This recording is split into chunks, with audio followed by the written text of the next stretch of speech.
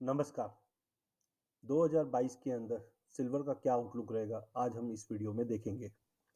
सबसे पहले अगर चांदी की बात करें तो पिछला साल चांदी के लिए थोड़ा सा नेगेटिव भरा रहा।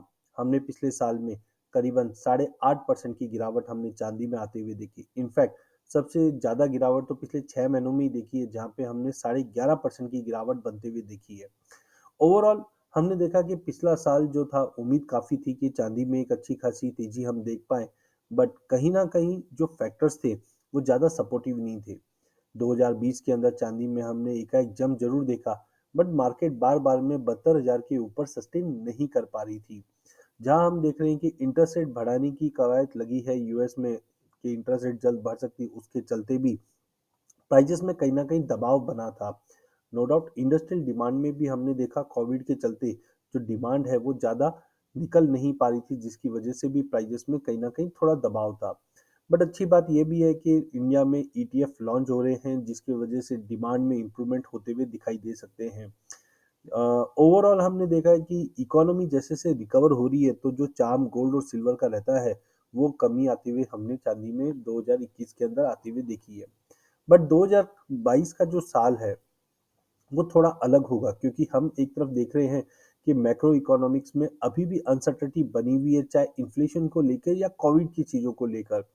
वहीं धीरे धीरे चांदी as compare to other asset class की अगर हम बात करें तो काफी वैल्यूएशन वाइज काफी चीप दिखाई दे रही है, तो इन्वेस्टमेंट कहीं ना कहीं फ्लो होगा। साथ में हमने फेड की जो बैलेंस शीट की बात करें, यहाँ पे काफी बेलोइंग इम्पैक्ट होते जा रहा है, जिसकी चलते हाई लिक्विडिटी प्राप्त दी गई है।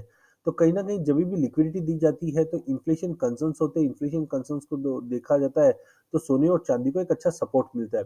वहीं इंडस्ट्रियल डिमांड या फैब्रिकेशन डिमांड की बात करें तो 3% से बढ़ा है, और कहीं ना कहीं इलेक्ट्रॉनिक्स में, सोलर सेक्टर में, ऑटो इंडस्ट्री में चांदी का जो यूज है वो बढ़ता हुआ दिखाई देगा।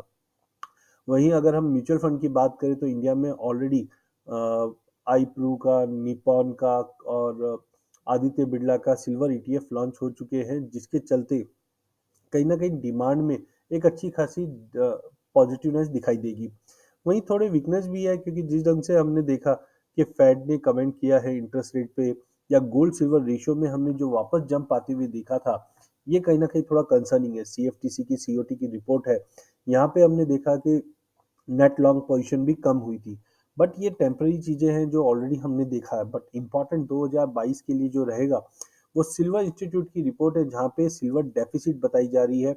इनफैक्ट काफी बैंकर्स ने अपना बैट, बुलिश बैट रखा है सिल्वर और गोल्ड दोनों पे ही, जहाँ पे स्कॉटिया ने बताया है कि 2022 में $25 का एक एवरेज रहना चाहिए।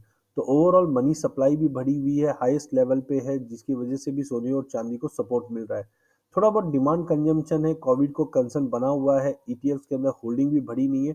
बट इन ऑल अगर हम सम अप करते हैं स्वाट एनालिसिस को, तो फिजिकल डिमांड, सप्लाई में कमी और कहीं ना कहीं इन्वेस्टमेंट अपॉर्चुनिटी की वजह से चांदी में अच्छी तेजी मिलेगी। चार्टिकली अगर हम देखें तो इंटरनेशनल का चार्ट है ये वीकली का, जहाँ पे हमने देखा कि प्राइजेस 200 मूविंग एवरेज के ऊपर सपोर्ट ले रहा है।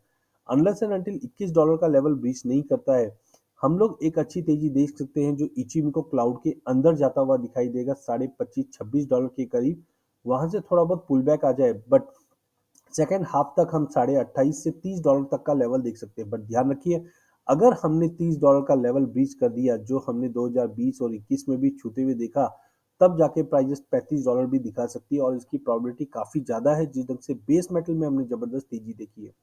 डोमेस्टिक मार्केट में भी यहाँ पे हमने पेनेट बनते हुए देखा है, लोअर हाई बनते हुए देखा, बट इंपॉर्टेंट सपोर्ट है 58,000 का, ये ब्रीच नहीं हुआ है।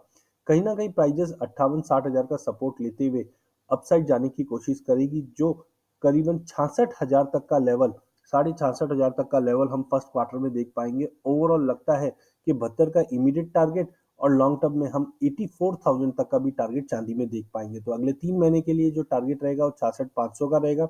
6 महीने के लिए 78,000 से 72 से 78 के बीच में, और अगले एक साल के अंदर की हम बात करें 2022 में, तो 84,000 तक का भी लेवल हम चांदी में बनते हुए देखेंगे।